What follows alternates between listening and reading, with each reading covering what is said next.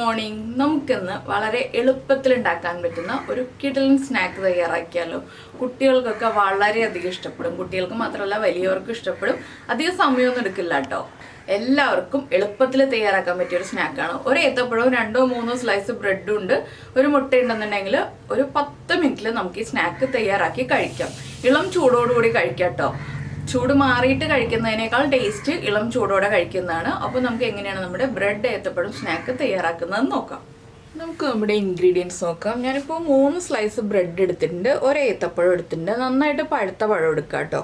പിന്നെ എടുത്തിരിക്കുന്നത് ഒരു മുട്ട, 1/2 ടീസ്പൂൺ പഞ്ചസാര, ഒരു പിഞ്ച് ഏലക്കപ്പൊടി. ഏലക്ക പഞ്ചസാര ചേർത്ത് പൊടിച്ച് വെച്ചിരിക്കുന്നതാണ്.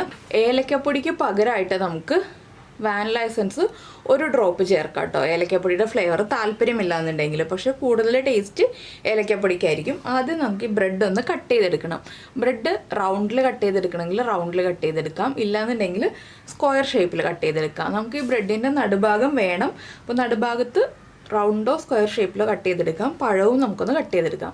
അപ്പോൾ ഞാനിപ്പോൾ റൗണ്ടിലാണ് ബ്രെഡ് ഒന്ന് കട്ട് ചെയ്തെടുക്കാൻ പോകുന്നത്. നമ്മളിപ്പോൾ ഇതാ നമ്മുടെ ബ്രെഡ് റൗണ്ടിൽ കട്ട് ചെയ്തെടുത്തിട്ടുണ്ട്. റൗണ്ടിൽ കട്ട് ചെയ്തെടുത്തിട്ട് 2 പോർഷനും വേണം കേട്ടോ. അതുപോലെ പഴവും റൗണ്ടിൽ കട്ട് ചെയ്തെടുത്തിട്ടുണ്ട്. ഇനി നമുക്ക് അടുത്തതായിട്ട് ചെയ്യേണ്ടത് ഒരു ബൗളെടുക്കുക. ഇതിലേക്ക് നമ്മൾ എടുത്തു വച്ചിരിക്കുന്ന മുട്ട പൊട്ടിച്ചൊഴിക്കുക.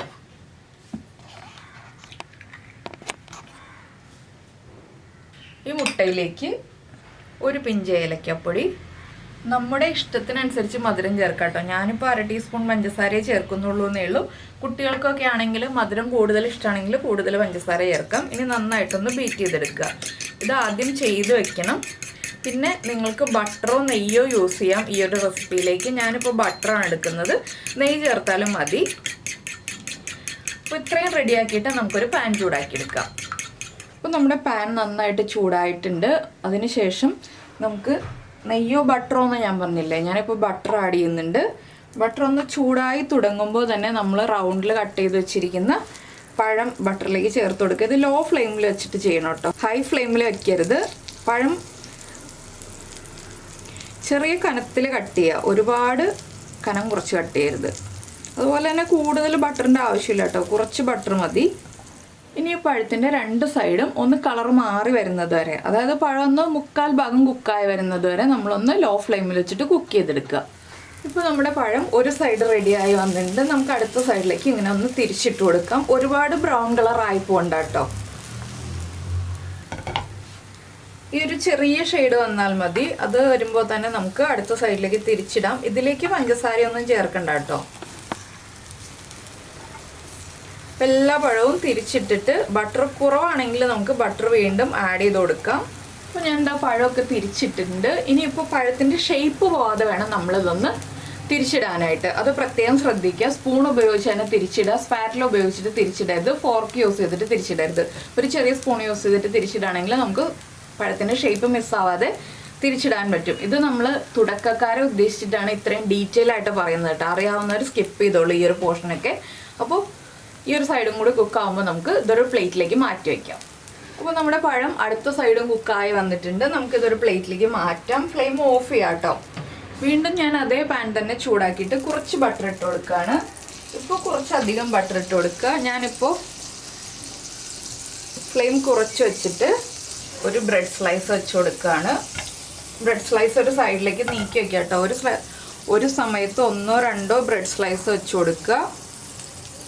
ഫ്ലെയിം ഏറ്റവും കുറച്ച് വയ്ക്കുക, അല്ലെങ്കിൽ ഫ്ലെയിം ഓഫ് ചെയ്ത് വയ്ക്കുക. ബ്രെഡിൻ്റെ ഷേപ്പ് പോവാത്ത രീതിയിൽ നമ്മൾ ബ്രെഡ് സ്ലൈസ് വെച്ച് കൊടുക്കുക കേട്ടോ. ഇനി ഇതിലേക്ക് നമ്മൾ ചെയ്യുന്നത് എന്താണെന്ന് വെച്ചാൽ, നമ്മുടെ പഴം നമ്മളിപ്പോൾ വഴറ്റിയെടുത്തില്ലേ, ആ വഴറ്റിയെടുത്ത പഴം ഇതുപോലൊന്ന് വെച്ച് കൊടുക്കുക. ഞാനിപ്പോൾ പാൻ ഓഫ് ചെയ്ത് വെച്ചിരിക്കുകയാണ്. എന്താണെന്ന് വെച്ചാൽ പാനിൻ്റെ ചൂട് തന്നെ മതി. ഒരുപാട് ചൂടായിട്ടുണ്ടെങ്കിൽ ബ്രെഡ് കരിഞ്ഞു പോകും. അതുകൊണ്ടാണ് ഞാൻ ഫ്ലെയിം ഓഫ് ചെയ്ത് വെച്ചിരിക്കുന്നത്. നമുക്ക് എത്ര പഴം വേണമെന്ന് വെച്ചാൽ അതിനനുസരിച്ച് പഴം വെച്ച് കൊടുക്കുക. പഴം കട്ട് ചെയ്തിട്ട് വെക്കണമെങ്കിൽ കട്ട് ചെയ്തിട്ട് വെക്കാം. ഞാൻ ഒരു പഴം മാത്രം കട്ട് ചെയ്തിട്ട് വെക്കുന്നുണ്ട്. അതും സ്പൂൺ ഉപയോഗിച്ച് കട്ട് ചെയ്തിട്ട് വെക്കാം. ഇതുപോലെ അടുത്ത സ്ലൈസിലും വെച്ച് കൊടുക്കുന്നുണ്ട്. അപ്പോൾ നമ്മുടെ പഴമൊക്കെ വെച്ച് കഴിഞ്ഞു. ഞാൻ വീണ്ടും ഫ്ലെയിം ഓൺ ചെയ്ത് ലോ ഫ്ലെയിമിൽ വെച്ചിട്ടുണ്ട്. ഇതിലേക്ക് നമ്മൾ ഇനി ചെയ്യാൻ പോകുന്നത്, നമ്മൾ ബീറ്റ് ചെയ്ത് വെച്ചിരിക്കുന്ന മുട്ടയുണ്ടല്ലോ, മുട്ട ഒന്നുകൂടി ഒന്ന് നന്നായിട്ട് മിക്സ് ചെയ്തെടുക്കുക. അതിനുശേഷം ഈ ഗ്യാപ്പുള്ള പോർഷനിലേക്കൊക്കെ മുട്ടയുടെ മിക്സ് ഒന്ന് ഒഴിച്ചു കൊടുക്കുക. ലോ ഫ്ലെയിം ആയിരിക്കണം, പ്രത്യേകം ശ്രദ്ധിക്കുക. ഇനി ഇതിന് മുകളിലായിട്ട് നമ്മൾ റൗണ്ടിൽ കട്ട് ചെയ്തെടുത്ത ബ്രെഡിൻ്റെ പീസ് ഉണ്ടല്ലോ, ഇത് വെച്ചിട്ടൊന്ന് പതുക്കെ പ്രസ് ചെയ്ത് കൊടുക്കുക. ഇനി അടുത്തതിലും നമ്മുടെ മുട്ട ഒഴിച്ചു കൊടുക്കുക. ഒരു മുട്ട മതി കേട്ടോ 3 ബ്രെഡ് സ്ലൈസിന്. അടുത്ത ബ്രെഡ് സ്ലൈസും വെച്ച് കൊടുക്കുക. നമ്മളിത് പ്രസ് ചെയ്ത് കൊടുക്കുക. പ്രസ് ചെയ്ത് കൊടുത്തിട്ട് ഒന്ന് നമ്മുടെ കൈ കൊണ്ട് ഇങ്ങനെ പ്രസ് ചെയ്ത് കൊടുത്തതിന് ശേഷം പിന്നെ നമ്മുടെ സ്പാറ്റിൽ ഉപയോഗിച്ചിട്ട് ഒന്ന് അമർത്തി പ്രസ് ചെയ്ത് കൊടുക്കണം കേട്ടോ. ആ ബ്രെഡ് ഒന്ന് അതിലേക്ക് പിടിച്ച് നിൽക്കാൻ വേണ്ടിയിട്ട് ഒന്ന് അമർത്തി പ്രസ് ചെയ്ത് കൊടുക്കുക. അപ്പോൾ പഴം നന്നായിട്ട് കുക്കാവണ്ടെന്ന് പറഞ്ഞാൽ എന്താണെന്ന് വെച്ചാൽ ഇനിയിപ്പോൾ പഴം ഇങ്ങനെ ഇരുന്നിട്ടൊന്ന് കുക്കായിക്കോളും. അപ്പോൾ ഈ സൈഡൊന്ന് ഇനി കുക്കായി വരാനായിട്ട് നമ്മളൊരു 1/2 മിനിറ്റ് ഒന്ന് വെയിറ്റ് ചെയ്യുക. ഇപ്പോൾ നമ്മുടെ ബ്രെഡ് ഒരു സൈഡ് കുക്കാവാൻ വെച്ചിട്ട് 1/2 മിനിറ്റ് ആയി. നമുക്കിതൊന്ന് പതുക്കെ തിരിച്ചിട്ട് കൊടുക്കാം. മുട്ടയൊക്കെ ഉള്ളതല്ലേ, അതുകൊണ്ട് ഒന്ന് ശ്രദ്ധിച്ച് പതുക്കെ തിരിച്ച് വയ്ക്കാം. മുട്ടയും പഴവും ബ്രെഡും എല്ലാം ചേർന്ന് അടിപൊളിയായിട്ട് കുക്കായി വന്നിട്ടുണ്ട്. ഇനി അടുത്ത സ്ലൈസും തിരിച്ച് വയ്ക്കാം. ഇനി ആ സൈഡും ഒന്ന് കുക്കായി വരട്ടെ. ഒന്ന് പതുക്കെ പ്രസ് ചെയ്യാം കേട്ടോ. അപ്പോൾ നമ്മുടെ ഈസി ടേസ്റ്റി ആയിട്ടുള്ള ബ്രെഡ് ബനാന സ്നാക്ക് റെഡി ആയിട്ടുണ്ട്. ഇത് ചെറിയ ചൂടോടെ കഴിക്കാം കേട്ടോ. ഞാനൊരു പ്ലേറ്റിലേക്ക് മാറ്റട്ടെ. അടുത്തത് നമുക്ക് ഇതുപോലെ തന്നെ ഉണ്ടാക്കിയെടുക്കാം. അപ്പോൾ എല്ലാവരും ഈ ഒരു ഈസി ആയിട്ടുള്ള റെസിപ്പി ഉണ്ടാക്കിയ കുട്ടികൾക്ക് കൊടുക്കാം കേട്ടോ. കുട്ടികളുടെ അഭിപ്രായങ്ങളൊക്കെ ചോദിച്ചിട്ട് നമ്മുടെ വീഡിയോയുടെ താഴെ ഒന്ന് കമൻറ്റ് ചെയ്യണേ. അതുപോലെ തന്നെ ഇഷ്ടപ്പെട്ട റെസിപ്പി ആണെങ്കിൽ ഒന്ന് ലൈക്ക് ചെയ്യാൻ മറന്നുപോയില്ലല്ലോ. പിന്നെ നമ്മുടെ വീഡിയോ ആദ്യമായിട്ട് കാണുകയാണെങ്കിൽ നമ്മുടെ റെസിപ്പി പ്രസൻറ്റ് ചെയ്യുന്ന രീതിയൊക്കെ ഇഷ്ടമായിരുന്നുണ്ടെങ്കിൽ ഒന്ന് സബ്സ്ക്രൈബ് ചെയ്ത് സപ്പോർട്ട് ചെയ്യണേ. അപ്പോൾ നമുക്ക് നമ്മുടെ അടുത്ത റെസിപ്പിയുമായിട്ട് അടുത്ത ദിവസം വീണ്ടും കാണാം.